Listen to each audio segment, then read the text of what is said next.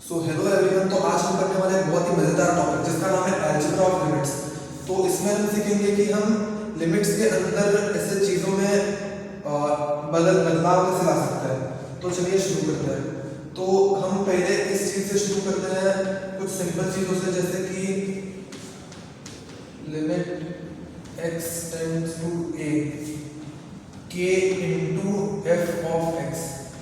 तो इसमें क्या है, हमारा लिमिट x का a तक रख चुके हैं हम लोग। तो इसमें कैसा है कि हमने k को एक कांस्टेंट लिया है। तो इस चीज में जब हमने k को कांस्टेंट लिया है तो लिमिट के बाहर आ सकता है, क्योंकि वो एक कांस्टेंट है। और जब हम x में a की वैल्यूज डालेंगे तो इससे k के ऊपर कुछ फर्क नहीं पड़ेगा। तो इसको हम ऐसे लिख सकते हैं, k इंटू लिमिट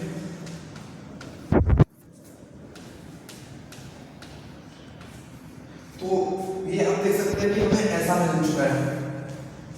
तो इसके ऊपर मैं आपको एक एग्जांपल देके दिखाता हूँ। जैसे कि समझ लीजिए हमको कोई क्वेश्चन दिया हुआ है,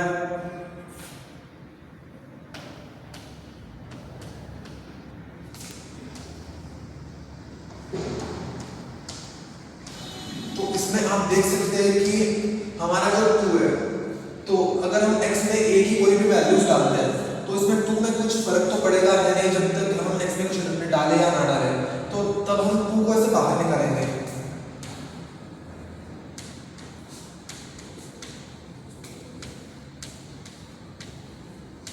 तो समझिए अगर मैंने अभी x में अभी कोई a में कोई वैल्यू रखा, जैसे कि 2 4 7 वगैरह, समझिए कि मैं अभी 5 लिख देता हूँ।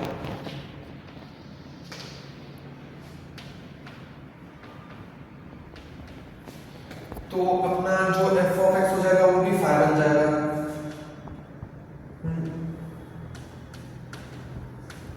तो वो अपना 2 इंटू 5 होगा, जिससे कि अब हमको अपना 10 मिलेगा। तो अभी हम एक और खास प्रॉपर्टी देखते हैं अलजेब्रा ऑफ मैथ्स के बारे में, जिसको हम ऐसे लिखते हैं कि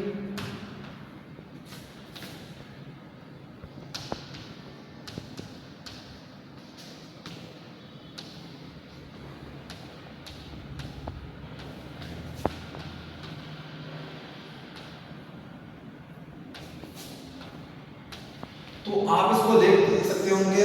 तो इसको हम जब थोड़ा सिंपलीफाई करते हैं, इसके कुछ हमें कंडीशंस रहते हैं, वो कंडीशंस मैं आपको बाद में बताता हूँ। पहले ये दिखाता हूँ कि इसको और हम सिंपलीफाई करेंगे तो ऐसा कुछ देखेगा।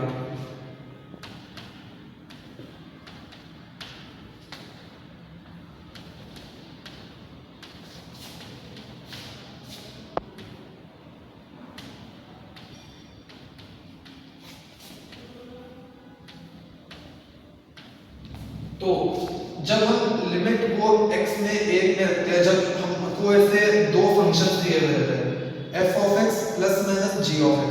तो इसमें हम जब इसको थोड़ा सिंपलीफाई करते हैं कुछ कंडीशंस में, तब हमें मिलता है लिमिट ऑफ x में जब हम a डालेंगे तो f ऑफ x और g ऑफ x को हम अलग से सेपरेट कर सकते हैं। तो हमें इसको करने के लिए कुछ ऐसे कंडीशंस रखने पड़ते हैं। तो जैसे कि हमने अगर इसको इधर से इधर हम लेके आ गए और हमने कुछ ऐसे 2-3 ऐसे स्टेप्स हमने ऐसे सॉल्व कर दिए इन दोनों के, तो हम बाद में जाके हमें कुछ ऐसे वैल्यूज मिलेंगे, तो हम उन दो लिमिट्स को वापस से जोड़ नहीं सकते। अगर हमने उन दोनों को वापस से जोड़ा तो हमारा आंसर गलत हो जाएगा। तो अगर हम किसी पॉइंट पे स्टक हो जाते हैं कि हमने आधा सॉल्व कर दिया पर उसके बाद हमें सॉल्व करने में प्रॉब्लम हो रही है, तो हमें उसी टाइम को इसे पूरा कैंसिल करके वापस इधर से सॉल्व करना पड़ेगा। क्योंकि अगर हम उन दो आंसर को वापस से अगर लिमिट के अंदर लाने की कोशिश करें तो गलत हो जाएगा। बहुत सारे लोग उधर ही गलत कर देते हैं। तो अगर हम इसमें कुछ और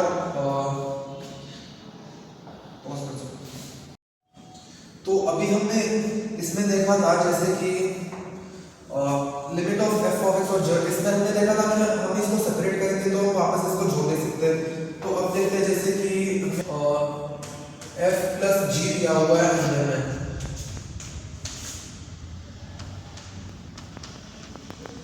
तो इसको हम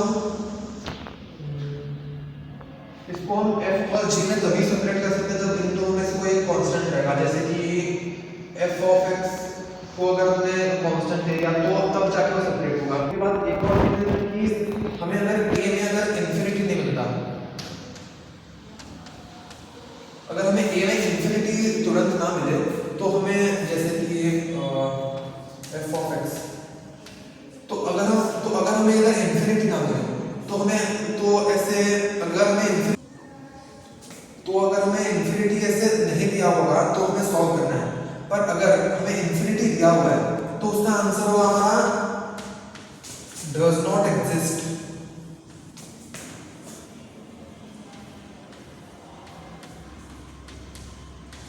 क्योंकि इन्फिनिटी तो बहुत बड़ी वैल्यू है, हम उस तक कभी पहुंच ही नहीं सकते, तो उसमें हम लिमिट से अंदर उसे डाल ही नहीं सकते, क्योंकि लिमिट को देख के हमें पता चलता है कि वो लिमिटेड सेट ऑफ वैल्यूज के लिए, इन्फिनिटी तो अनलिमिटेड है, तो उसका कोई मीनिंग बनता ही नहीं, तो उसको अभी के लिए डीएन नहीं लिखते हैं, डज नॉट एग्जिस्ट।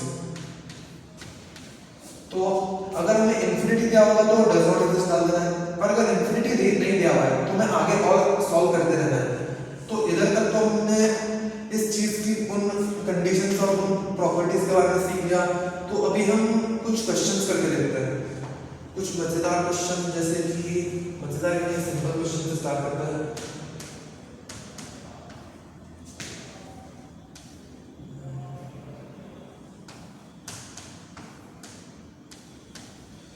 तो आप इधर देख सकते हैं कि इसके अंदर मैंने 7 लिखा है, तो 7 तो इधर x से कोई रिलेशन है नहीं उसका, तो मैं इसको देख के समझ लेना कि कांस्टेंट है।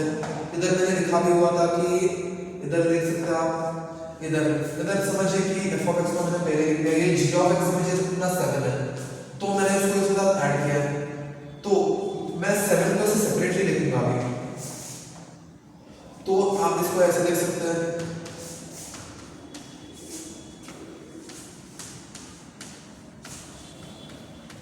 मैंने 7 को इसलिए बाहर लिया क्योंकि 7 में कुछ चेंज आएगा ही, अगर मैं x में कुछ वैल्यूज डालूंगा तो हम उसको बाद में भी ऐड कर सकते हैं। तो अभी इसमें f ऑफ x में अगर हम कुछ भी डालें, जैसे कि x में मैं डाल दूं f ऑफ x को अगर मैं ले लूं x square plus 2x plus 1, तो x square plus 2x plus 1 इधर अगर मैं 1 लिख दूं तो x स्क्वायर में अपना 1 स्क्वायर प्लस 2 into 1 प्लस 1, तो 1 प्लस 2 प्लस 1 मतलब कि अपना 4 मिल गया। तो अगर हम इसी a में अपना अगर हमने इन्फिनिटी डाल दिया तो उसका आंसर डज नॉट एग्जिस्ट होगा। क्यों? क्योंकि हम इन्फिनिटी को तो ऐड सब्ट्रैक्ट मल्टीप्लाई सब कर ही नहीं सकते, तो उसी पॉइंट पे हमें डज नॉट एग्जिस्ट लिख देना, हमको उससे आगे सॉल्व करने की जरूरत है ही नहीं। तो इसके ऊपर एक और क्वेश्चन जैसे मैं लिख देता हूँ,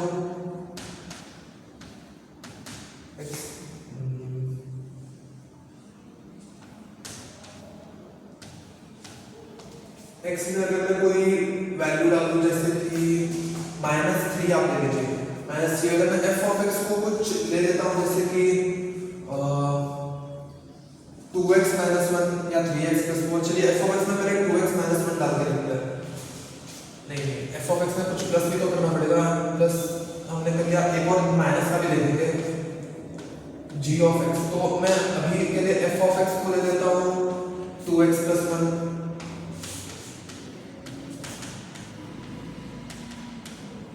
और मैं g ऑफ x को ले लेता हूँ 3x² - 2x + 1, मैंने जिससे अपने मन से बनाया।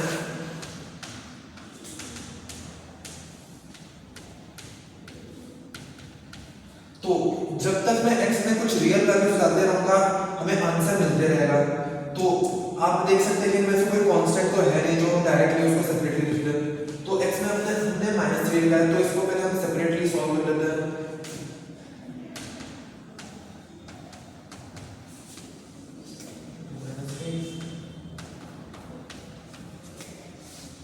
अभी इधर प्लस भी है, इधर माइनस भी लिख देता हूँ, ये माइनस बाद में लिखूंगा, छोड़िए।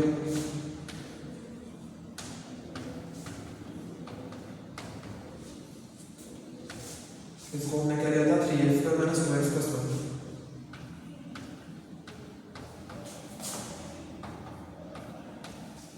तो अगर हम x में -3 लिखेंगे, अगर हम x में -3 लिखेंगे तो -3 × 2 -6 + 1 -5 हो गया,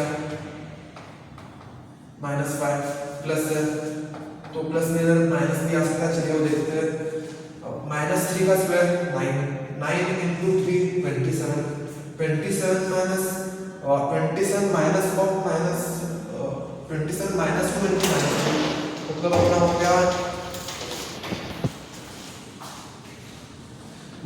गया +6 +1, तो इसमें -5, तो ये तो अपना चला गया 27 20 29, अपना आंसर मिल चुका है 29। तो इसी में हम ऐसे माइनस भी डाल के देख सकते हैं, उसमें कुछ ज़्यादा डिफरेंस बनाएगा नहीं। अगर इसको मैंने प्लस हटा के इधर माइनस कर दिया तो हमें इन दोनों को माइनस करना पड़ेगा। इधर जो हमें आंसर आया था -5, इधर ऐसे माइनस लिख के जो हमें आंसर आया 27 53 34 34 -34 और -5 अपना -39 हो गया, -39। तो बस उतना ही है। तो इसमें कैसा रहता है कि बहुत सारे लोग एक बहुत ही कॉमन सी गलती करते हैं, वो जैसे कि समझिए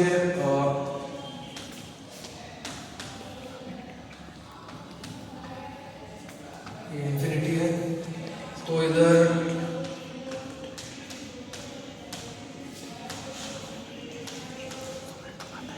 तो यहाँ पे बहुत सारे लोग कुछ चीज़ें गलत कर देते हैं, जैसे कि समझिए अभी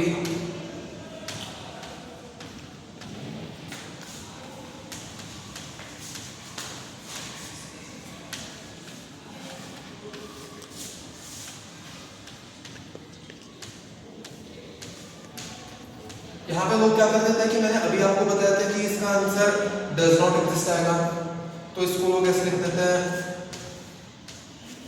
डज नॉट एग्जिस्ट, और इधर मैंने माइनस किया माइनस डज नॉट एग्जिस्ट। तो हमको ऐसे बचपन से सिखाया जाता है कि हमेशा अगर दो चीजें दी हुई है तो हमें जब हम उनको सब्सट्रैक्ट करते हैं तो उनका आंसर हमें 0 आएगा, तो वो 0 अभी के लिए नहीं आएगा। ये डज नॉट एग्जिस्ट है, ये डज नॉट एग्जिस्ट है, इसका भी आंसर डज नॉट एग्जिस्ट ही आएगा।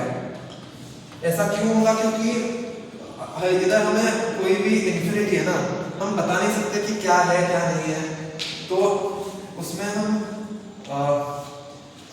हम ऐसे हम इसको 0 तभी लिखते हैं जब हमारा जो चीजें दी हुई है वो ऐसे डिफाइंड हो। हम अनडिफाइंड चीजों के लिए उसको इक्वल टू 0 नहीं लिख सकते। Thank you.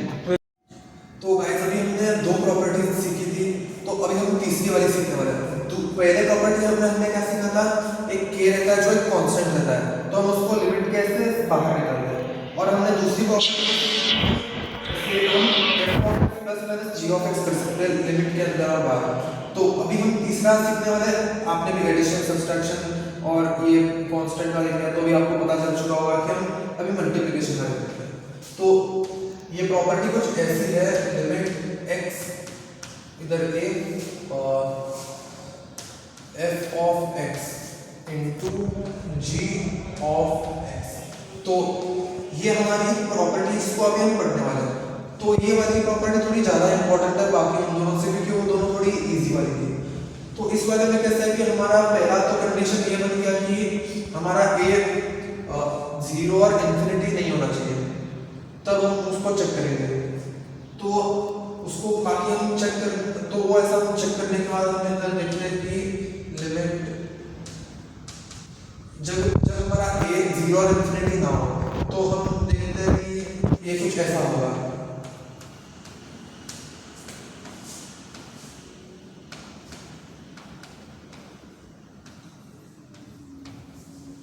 तो तब जाके हमारा ये प्रॉपर्टी कुछ ऐसा होगा। तो इसके ऊपर हम बहुत सारे क्वेश्चन अभी सीखने वाले हैं। तो इसमें कैसा रहता है कि हम उसको इंफिनिटी और 0 क्यों नहीं लेते, क्योंकि समझिए हम एक a में कुछ डालते हैं, हमारा x में कुछ रहेगा, इधर f ऑफ x में अलग फंक्शन है, g ऑफ x एक अलग फंक्शन है। तो इसमें हम और ज़्यादा इसको कॉम्प्लिकेट कर देते हैं, पर इसको हम तभी वैलिडेट करेंगे जब वो 0 और इंफिनिटी ना हो। 0 और इंफिनिटी ना हो तब जाके हम इसको ये प्रॉपर्टी को कंसीडरेशन में लेके इसको हम वैलिड बनाएंगे। तो ठीक है, हम इसके ऊपर भी कुछ बढ़िया से क्वेश्चन करते हैं। तो पहला क्वेश्चन अपना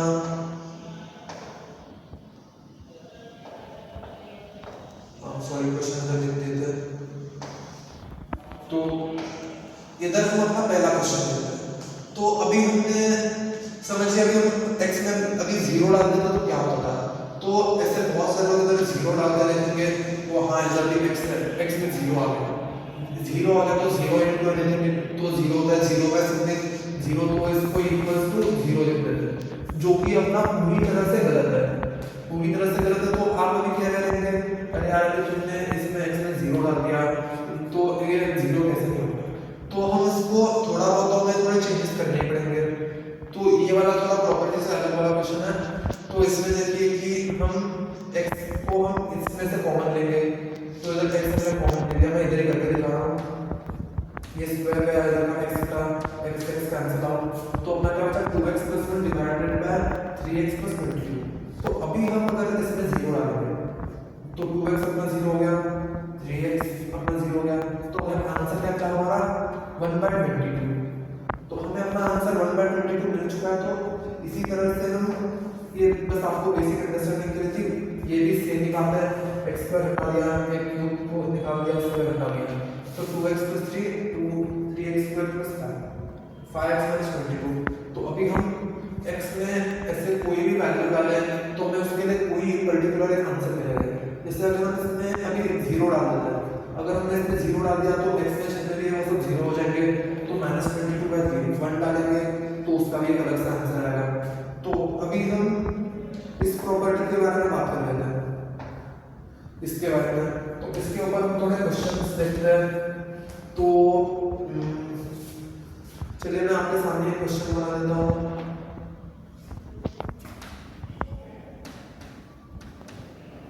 इधर f(x) g(x). तो अभी मैं f(x) को कुछ ऐसा लिख देता हूँ 2x + 1, g(x) को कुछ थोड़ा अलग ही लिख देता हूँ, जैसे कि 9 - 7x। हाँ, तो अभी मैं x में ना ही जीरो रखूंगा ना ही इंफिनिटी, तब जाके मैं इन दोनों को अलग तरह से लिमिट्स लेके सॉल्व कर पाऊंगा। तो समझिए कि मैंने अभी x में कुछ अपना ले लिया है 1, तो अगर मैंने 1 को ले लिया तो कैसे लिखा देता हूँ आपको, ऐसे x → 1 की इक्वल है, तो हम f(x)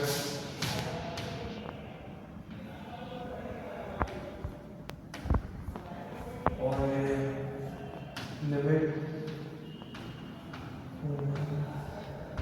g(x), तो इनको हम 1 की वैल्यूज तो हम दोनों में डालने वाले हैं, बट हम इसको थोड़ा सिंपलीफाई करेंगे क्योंकि ये कंप्लीटली एक अलग फंक्शन है, ये भी एक कंप्लीटली अलग फंक्शन है। तो इससे आपको एक आइडिया मिल रहा होगा कि हम ऐसा क्यों करते हैं ताकि हम कंफ्यूज ना हो जाए। ठीक है, तो अभी 2x + 1 हमने इधर x में 1 डाला, तो हमें 2 + 1 3 into 9 - 7x, तो x में हमने 1 डाला तो अपना हमें मिल गया 2, तो 3 into 2 अपना होता है 6, तो हमें आंसर अपना 6 मिल चुका है। तो इसको हम तभी करते हैं, मैं वापस से रिपीट कर रहा हूँ, जब अपना 0 और इंफिनिटी ना, ऐसा क्यों, क्योंकि ऐसे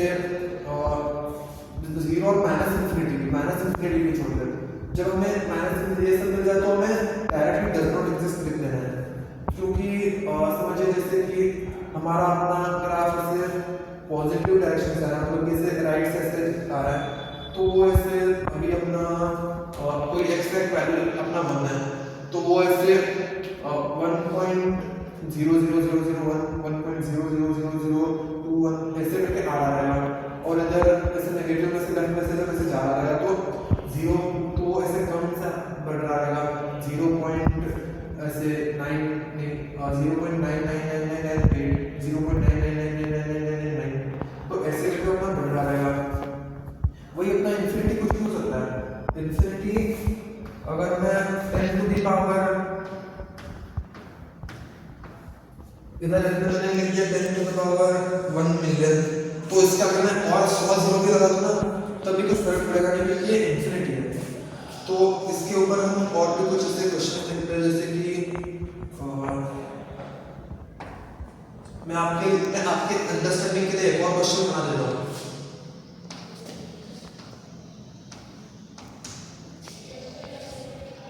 इधर मैं एफ ऑफ एक्स इधर लिख देता हूँ, बाद में एफ ऑफ एक्स और जी ऑफ एक्स क्या होता है वो उनका फंक्शन साइड में लिख दूंगा।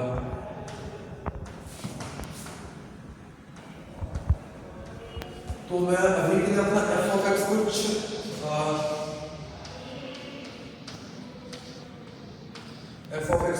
अगर मैंने कुछ रखा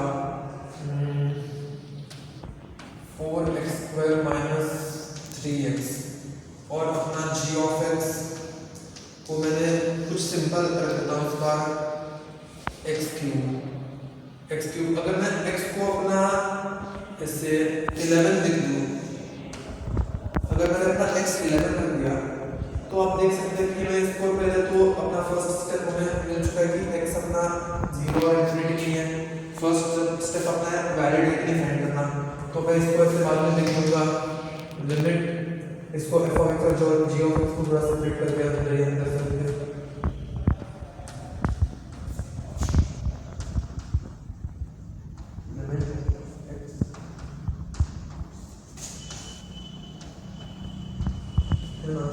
तो अभी अपना f ऑफ x में 11 की वैल्यू निकालते हैं।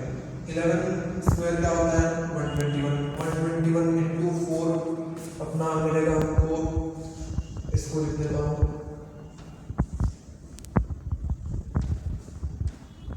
484 माइनस 3 इंटू 11 माइनस 33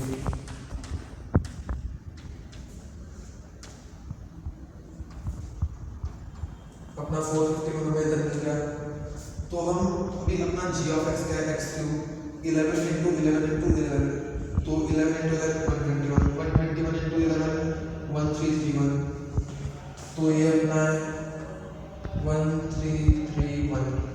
तो अभी हम लोग क्या करेंगे, तो अभी हम लोगों ने हमें इनके वैल्यू मिल चुके हैं 451 1331 451 इंटू 1331।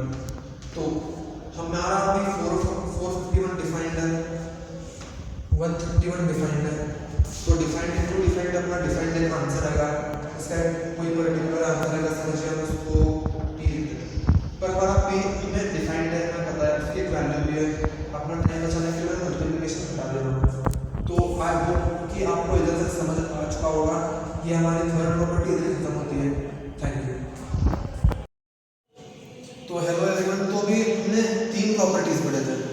पहला वाला था जिसमें हमने को कांस्टेंट किया था, दूसरा वाला था कि जिसमें हम दो फंक्शन को ऐड और सब्ट्रैक्ट करते लिमिट के अंदर, तीसरे में हम उनको ऐसे 0 और इंफिनिटी ना रखते हुए हम उसको ऐसे मल्टीप्लाई और ये कर लेते हैं। तो अभी हम इसमें क्या देखेंगे कि हमने अभी मल्टीप्लिकेशन का देखा, तो अभी हम डिवीजन का देखेंगे। तो अभी ये कुछ ऐसा है f of x by g of x। तो आप इसमें देख सकते हैं कि f ऑफ x है और g ऑफ x है।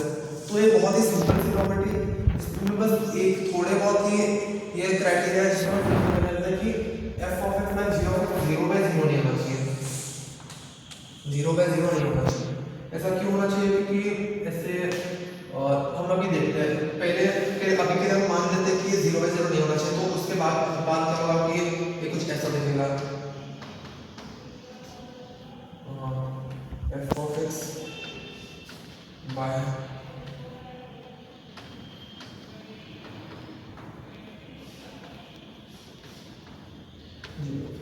तो ऐसा क्यों नहीं होना चाहिए? तो देखिए मैं एग्जांपल लेकर दिखा देता हूँ आपको इधर। तो एग्जांपल में अभी f ऑफ x को मान लेते हैं, समझिए 2x - 2 और g ऑफ x को मान लेते हैं 4 नहीं x² - 1। तो इसमें अगर हम a में 1 डालते हैं, तो ये हम इसको लिमिट्स के अंदर लेते हैं तो ऐसा कुछ देखेगा। तो इसमें 2x - 2 x में 1 डाला तो 2 - 2 0 0/x² - 0/0। तो यही हमको नहीं करना है, क्योंकि अगर हम इसमें x² में 0 डालेंगे तो ये -2 और -1 का कुछ यही नहीं रहेगा।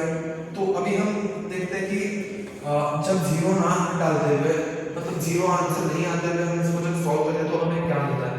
तो इसी को मैं थोड़ा सा ऐसे चेंज कर देता हूँ, जैसे -3 + 1 x स्क्वायर प्लस 1, तो 2x - 3 अपना क्या होता है, और 2 - 3 -1 डिवाइडेड बाय 2 -1/2। तो ऐसा होता है, इसमें कुछ ज़्यादा था नहीं सीखने का।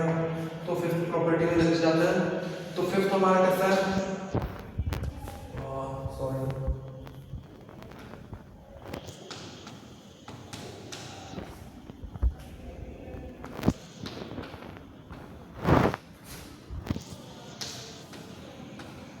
तो इसमें हम देख सकते हैं कि एक फंक्शन के अंदर दूसरा फंक्शन है, मतलब कि ये f(x) है, ये पूरी चीज f(x) है और ये g(x) है।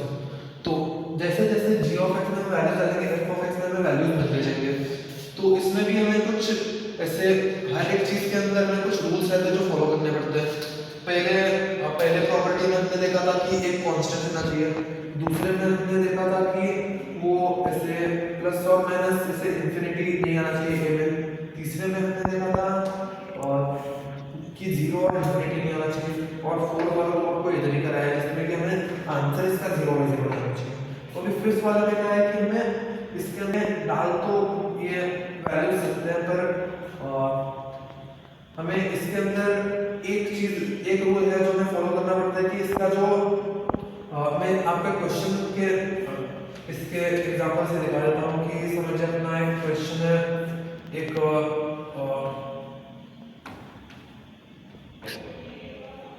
तो हमें अपना f(x) ऐसे कंटीन्यूअस होना चाहिए। तो अभी हम ऐसे कुछ ऐसे वैल्यूज डाल के देखते हैं, जैसे कि ये, तो हमें ग्रेटेस्ट इंटीजर फंक्शन में जो लिमिट है उसमें हम देखेंगे। तो ये वाला जो क्वेश्चन है ये इसकी क्राइटेरिया फुलफिल नहीं कर रहा है, तो ये इसका एग्जांपल नहीं है, तो इसका कोई ऐसे एक प्रॉपर सॉल्यूशन आएगा नहीं, तो इसका सॉल्यूशन डज नॉट एग्जिस्ट होगा। आप तो ऐसे बोल रहे हैं कि इसका सॉल्यूशन डज नॉट एग्जिस्ट नहीं क्यों होगा करके, तो मैं आपको एक एग्जांपल दे देता हूँ, जैसे कि a में हमने वैल्यू डाला 2.5, हम अभी a को 2.5 कर लेते हैं,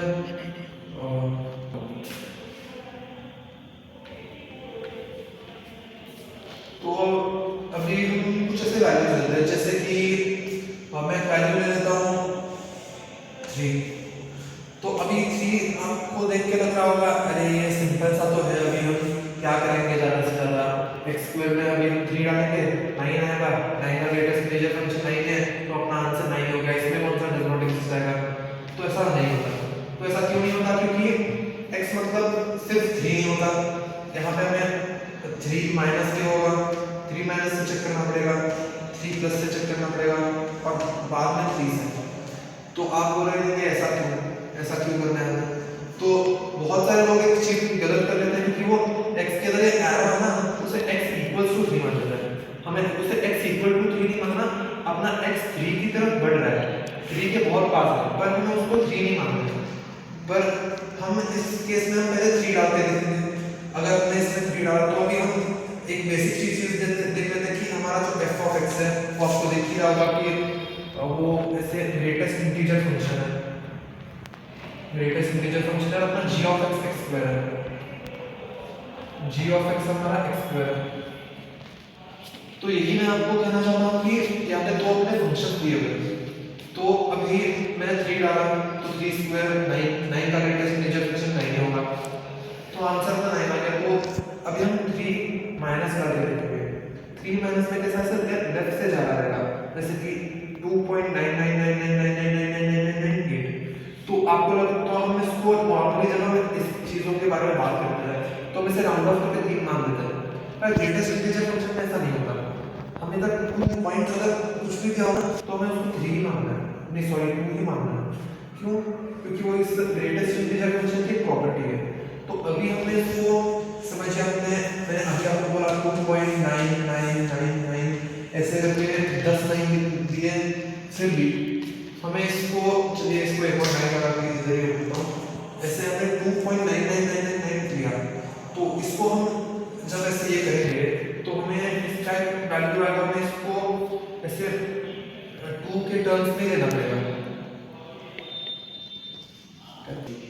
तो अब ये 2.99 ले लिया तो अपना 3 का स्क्वायर होता है 99, तो ये 2.99 ए के बहुत पास है, मतलब कि ये 9 के पास तो है पर 9 नहीं है, तो इसका आंसर 8 के टर्म्स में आएगा।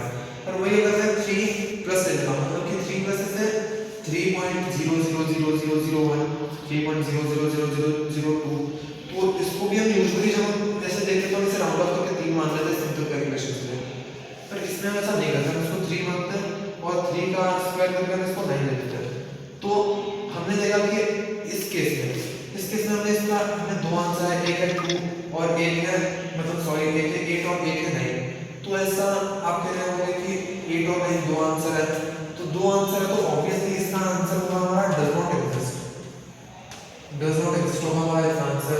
होपफुली आपको इधर तक समझ में आ जाएगा, हमने 5 प्रॉपर्टीज कवर की है, मैंने बीच बीच में आपको थोड़ा रिवाइज करके भी बताया। थैंक यू, अगर आपको ये मेरी एक्सप्लेनेशन अच्छी लगी